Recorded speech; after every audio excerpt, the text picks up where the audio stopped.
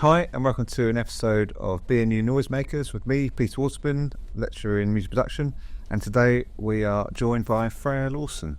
Hi, Hello. Freyja. Hi. Freyja, can you tell us a little bit about what course you did when you graduated, and what job roles you're doing at the moment? What course I did? I did audio and music production with your esteemed self back in the day. I graduated year after you in 2012. Yeah. And now, is it what I'm doing now? Sorry. Well, yeah. Now, I am a live audio engineer. Lovely. Yes. How's it feel to be back? Very weird. You were just saying that you haven't been back since I haven't been since here. you graduated. No, and I walked in with a bottle of water, and I'm like, oh, cardinal sins. Right. It's under the desk, sorry. Sorry about it. Got a No, cap on, that's it legal. has got a cap on. Legal. No, it's very cool, but very weird to be Yeah. back. Did it bring back any memories that you can think of at this particular moment in time? I do remember that when we started, this wasn't here, or it was being built, I think. Yeah. So we were like one of the first years to use it, which is goodness. very cool. Yeah. And I do also remember that I think they were hiring at the studios externally as well. And I can't remember who it was, but somebody was in Studio One for months, and we were trying to do like a year 2 project or something, or a year 3 project. We couldn't get in, and I can't remember who it was, but that was a memory I had. Of course, because we both started at Wellesbourne then in the Yeah. first year before they built this lovely blue building Yeah, in it's very 2009. Wow, I've forgotten about that. That's bonkers, isn't it? Fred, could you tell me a little bit about your student life, what you got up to as a student at the university, the opportunities, maybe SU or work outside the university, anything like that? I think when I came into university, I've had dreams and goals of aspirations of working in the studio. That's primarily what I wanted to do. I wanted to be a studio engineer. I hadn't really dabbled that much in live, but we did have a live module, and then I was like, that's great, I'll have a bit of that. And then sort of any opportunity that there was available to go and either look or shadow or get hands-on with the equipment that we had outside of doing our course, all of the live stuff in the ICU I was pretty hooked on, so I did a bit of that. I did start looking around, I think, sort of towards the end of my second year, as sort of like what was out there. But I did get very lucky because when I did graduate, it was 2012, and we did a partnership with the Olympics to hire graduates at the time to work on the Olympics. That, yeah. So I was really lucky, and I got in with that as well. Yeah. What did you do at the London Olympics? And I ended up working at the O2 Arena for gymnastics and trampolining. And I was just shadowing the audio crew who were working for another company. that was as you graduated, or the year? That was as I graduated, yeah. I think Did I graduate? We graduated in May. Yeah. So just after. That's really cool, isn't it? Yeah, Cool. it was pretty wild. Yeah. Can you tell us a little bit about the style of lectures you received as a student at the university? What were your sort of lecture styles that you had? What were your favourite sort of lectures and lecturers you had, and any experiences there? I think over the years, and not just at uni, but like after I left, it became quite apparent that my style of learning is very much hands-on. And I do remember, we were doing like music theory or something up at Wellesbourne, and there was that lecture that was like the last night or the last slot of the evening on Thursday or something, and it was really dark and like warm, and I was like, I can't do it. And sort of sitting down and retaining information from a book, I couldn't do. So when it came to doing hands-on stuff, I was so much more engaged with it, I think. And I remember really loving having our lectures in here with Warren, and doing the live stuff with Andy as well. That was awesome. Yeah. And then I remember Anthony, he was studio manager as well. That's right. He came in on some lectures too. So I think for me, they're the best ones. Yeah. It's I think we're all hands-on activist learners, aren't we? Yeah. We can't really read a book and know it, so we have to experience it and get it wrong in order to get it right all the time. I do remember, not to embarrass you, but I know what you're going to say. I know. But I do remember this one session you did where I can't remember what it was, but Andy was doing something in a live room, and it was on the old Midas desk. Was it the Venice or the Rhine? Yeah. One of them, wasn't it? And I don't know what we were doing, but just trying to get some sound out. And you turned the fader up. I made a lovely noise. And it... Let's get rid of this. It's called Noise Makers, isn't it? Yeah, I know, yeah. Perfect. And and it made such a horrendous feedback noise that rather than turning it back down again after you turn the fed up, you just put your hands over your ears. Yeah. So we all did the same, and I think it fed back for about 30 seconds until Andy Reynolds went in and went, you should probably turn it down. I still do that, I'm not gonna lie. It still happens. Yeah. Yes, I've got this question for you. Oh, fantastic. Do you remember from your coursework that you and assignments that you did, what was your toughest piece of coursework that you did at university, and what was the most fun piece of coursework you did at university? Toughest? I think when we were sort of let loose and we were doing like our final major projects and we had to record our own stuff and find people to record. Yeah. I think I loved it, but I found it really challenging because I didn't know when to stop.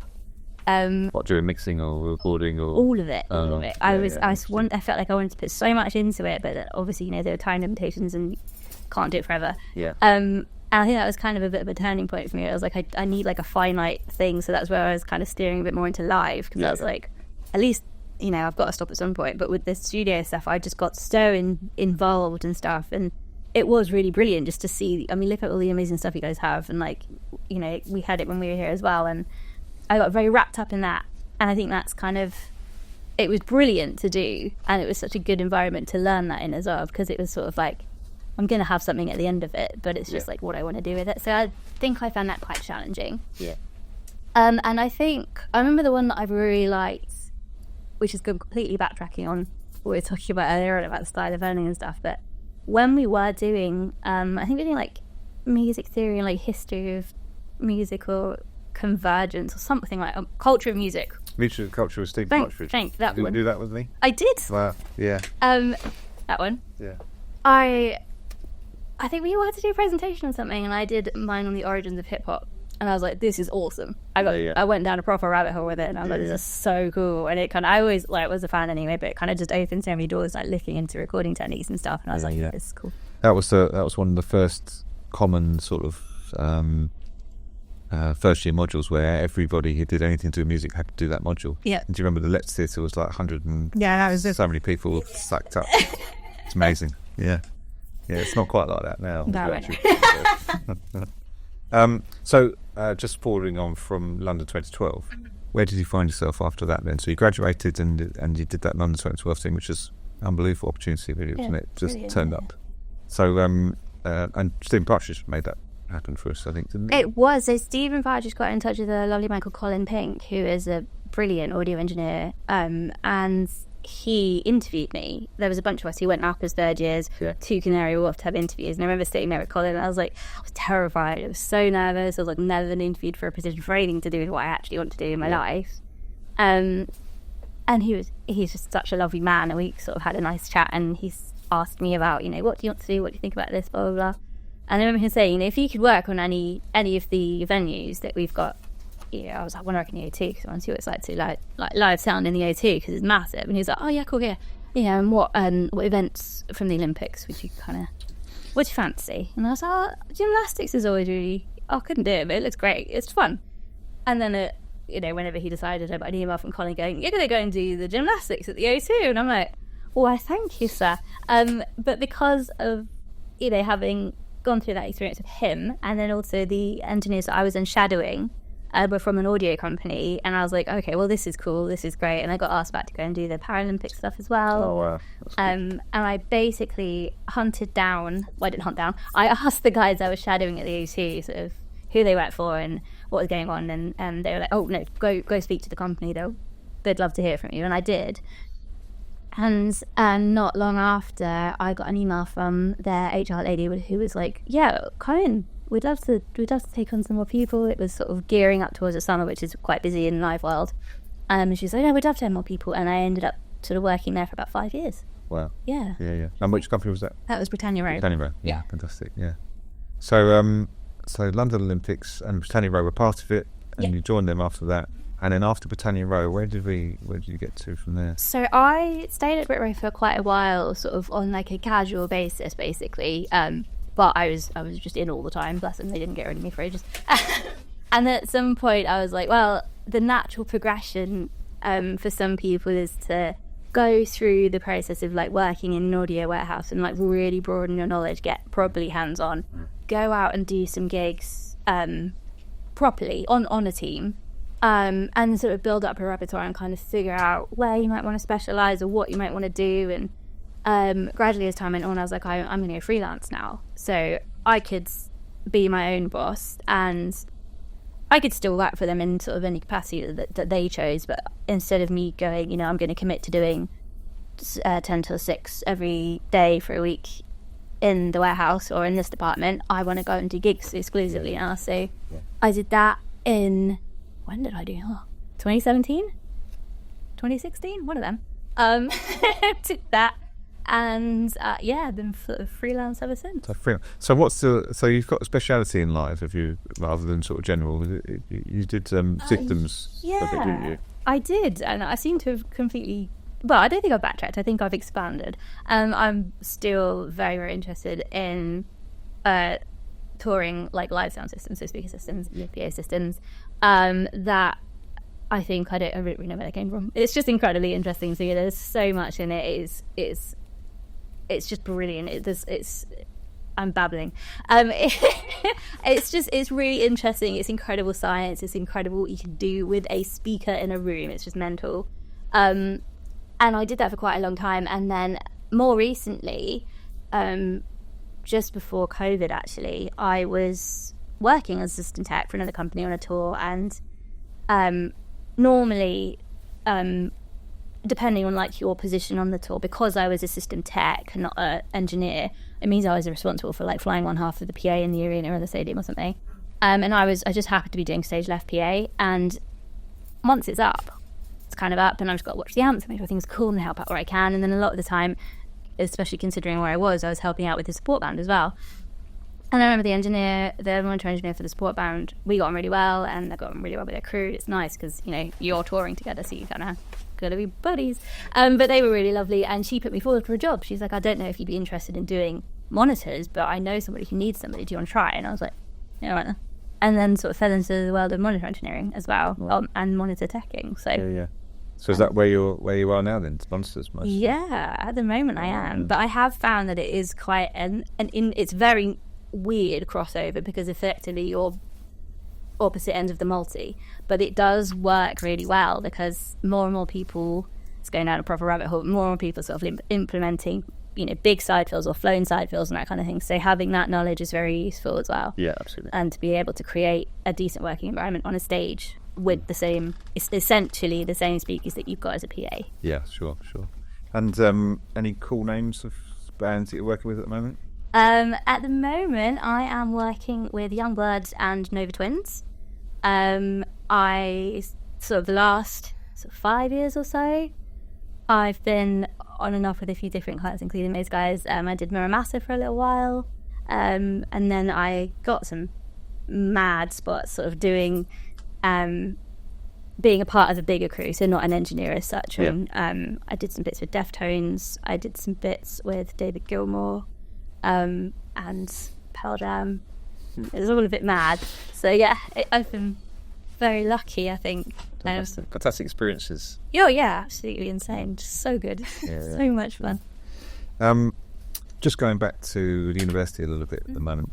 The size of classes that you had when you were students, how many people did you have in the class, would you say? Was it like 30? It's something like that. It was, I think. Yeah, not too many. So my point is that we're obviously still a bit of a small university in size of in student numbers overall. I think we're sort of a village compared to Hertfordshire University and all the other big ones. So obviously there are advantages and disadvantages to that, but did you see the smallest class sizes being an advantage to you when you were learning? Yeah, 100%. I think that for me was quite a selling point as well, because if you want to be doing, you know, these kinds of careers coming out of it, be it live, be it studio, be it whatever, the most important thing is being hands-on with stuff. Yeah. And if you're in a very massive group, then your time is so much more limited. And even, you know, we're doing lectures in the studios, it could be that everyone's got like 5 million questions, and if you're trying to get through 60 people to answer it, it can be quite, feel like disheartening, or, do you know what I mean? So it's definitely I think, a strong point to have a smaller group. Yeah. Obviously, sometimes we lose students first year, second year for whatever reason, but when you get into your third year, I always found it when we were students. Yeah. The classes were really fantastic size, weren't they? Sort of like in this class with Warren, for instance, you might have 15, maybe less than that in the third year for each class. Just meant you got so much more hands-on time talking to Warren about all sorts of different things and getting replies from emails. It made a big difference. Yeah, and time with your lecturers as well. I think was quite important. I think it was one of the things I was thinking about this. We were talking about doing this. Like when I was making my choice to go to university, I looked at other unis and they were like, all of our staff are like X industry and our staff's X industry. And I came here and they're like, oh, we're building this and everyone works in the industry. I was like, that's awesome. There's not much else that, you can read like thousands of books and you can come, press phases forever. But actually speaking to somebody who does it is also really useful because it's a sort of a human element to it. So having access to that's really important. We were very lucky as well, weren't we? When we started, we were at Wellesbourne College, or whatever it was, sort of PE changing rooms to the studio, and it was this fantastic building, and we were one of the last universities that got government funding for this, and so we were suddenly had the most up-to-date facilities just out of nowhere for me. And we're still keeping it up to date now, still spending hundreds of thousands of pounds. As well, you should. Yes, thank you. They keep buying the stuff I put down on pieces of paper. I don't know what's going on. Excellent. So the facilities as well, let's talk a little bit about that. So what were you learning on console-wise when you were in the live bit? Do you remember, we talked about Midas? I think it was either Midas Venice or Verona, which is an old Midas analogue. Yeah. And I couldn't tell you what the PA was. Was it homemade?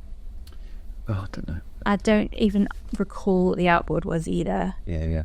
Or amps, nothing. No. But... No, well, we've come a long way since then. Yes. Yeah. Fantastic. Yeah, we spent an awful lot. The SU's spent hundreds of thousands of pounds on new PA. Can't remember the name of the make. I can't remember the name. I'm not very good at live. What colour is it? I don't know. I tend not to talk to him very much. Anyway, and then Dolby Atmos room in Studio One now. That's very costs exciting. a few £100,000. This I see as sort of my room, the analog Studio 2. So we've come quite a long way since we were students. Really, it used to be the old D Commander, don't it? If you remember. Yeah, I do. I remember that. And the ISA preamps, and that was it. Yep. Yeah. So, but the industry's changed a lot, hasn't it? So what we learnt on is obviously quite different to what's out of the industry now, isn't it? Really. Yeah. Do you know? I actually remember not long after I started at Britannia Row, Andy got in touch with me, and he was like, "What do you know about digital consoles?"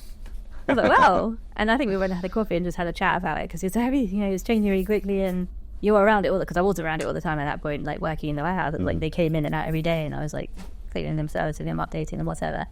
He's like, "What do you know about them?" I was like, something. So that was that was a funny. Well, we've done it again, haven't we? Our contest about what new live console, digital console we should be getting. So anyway, maybe we would have purchased that by the time. Anyway, thanks, Russell. Can you just another question about university? Could you tell us, not just from sort of learning in lectures, things like that, but how maybe the university has helped you progress in your career, sort of in any sort of sense? Obviously the lectures have helped, and having fantastic lecturers that we had when we went to university is great, but to have a degree and to have had the hands-on experience, all those things must have helped you in your career so far. Oh, massively, yeah. I think I've had a lot of discussions with my colleagues in the live industry, and it's an ongoing discussion, I don't think we'll ever stop it, of those of us who do and don't have a degree in what we do. And it, for some people, it's quite the bone of contention. I'm very much of a mind, if I didn't do my degree, I wouldn't have my job. End of story. And it's not because of the actual degree itself, it's what I learned and who I met. And I hate that as a thing, because lots of people are like, well, how did you get into a job? It's like, not what you know. Sometimes, annoyingly, it is the case. But I think we were so lucky in that where we are positioned as well, when you've got Focusrite and 10 Houses up the road, and we're sponsored by amazing people in this university, and you have access to that in buckets. And what, at the time, compared to other places, he, like I say before, he would say, oh, our stuff's X industry, and I don't really want X industry. It's not as a bit pointless. It's not pointless, but it's just like it moves very fast, this industry as well, especially live. It's enormously fast. So I think being in the position to kind of call these people. I remember doing R&D stuff up at Focusrite. And sort of making contacts there in a very small, tiny networking sense, but still was something, you know. Yeah, and we did also have access to lots of different types of, you know, recording and using of audio, because we did like a sound vision module as well. So a lot of, you know, there's a lot of working with that. And you don't want to do that. Yeah. But actually, it's really useful. Yeah. As Andy Reynolds would say, it's all input and output. I say that in sign. Yeah. Output. My favourite quote. This is. So I'm looking for some advice now. So some advice for both parties. So the first party would be prospective students looking to do a degree at Bucks in audio. What kind of advice about the degree that you and the experience that you had? You know, what would you say about this degree and the facilities and the staff here to try and help them make a decision about university? Yeah, maybe. I would say, again, I've said that a few times now, but the thing that really sold me was current staff and current equipment, because it's so important. And again, links to really, really brilliant companies as well. And it's not just they're down the road. It's like go to see them. They like people mostly. Lots of things that I sort of didn't realise until a bit later on was like, they, you know, be it studio or be it live, all these manufacturers want people to use their products, and they offer training services. Absolutely. Go do them. It's great. Sometimes they're free, sometimes they give you biscuit. Like, it's great. Go do it. Regardless of sort of which part of the course interests you, get as much as you can out of it. Which sounds awful, but actually no, do get, because you're paying money for it. Get everything, milk it, everything you can out of it. You know, respectfully. But, you know, being an audio student can, you know, put certain people off. And I remember going to Plaza actually just after I graduated, and I was like, oh, this is great, and I felt like there was nothing there for students, which might lead me on to my next point of like people who are students or are graduating. Yes, it's the people that are third years currently about to go out into the real world. What kind of advice would you give them? I would say that has changed quite dramatically, I think, since when we graduated. So there's a brilliant organisation that I've been a part of on and off called Production Futures. Please check them out. They are so brilliant. And essentially, as I was saying about Plaza, which is basically an audio, lighting, sound kind of showcase that they do every year. It's not really targeted to individuals or graduates. It's more targeted towards people with the money, so people who would buy the equipment. Okay. They might want to see some people they consider like big names in the industry to try and sway them to just like talk about their product. But that isn't useful when you're a student or when you're a graduate. So Production Futures do it for graduates and for students. And but are you part of that in some way then? Or? I did a couple of sort of talks with them. Nice. In the last year, no, the year before. But they're just so brilliant because they basically provide what I think is like the missing link almost between graduating and getting a job, especially in the music business. Yeah. In whatever capacity. I mean, that they are very much geared, I think, toward a bit more towards live and live events. Yeah. That's the music industry. It is the music industry, but you know, it's here too. I know. We need that. Yeah. But yeah, I would do that, and then also be very honest as well. I think I've seen, myself included, a lot of people fall into the trap of going, I'm just going to get on LinkedIn and big myself up. Don't do that.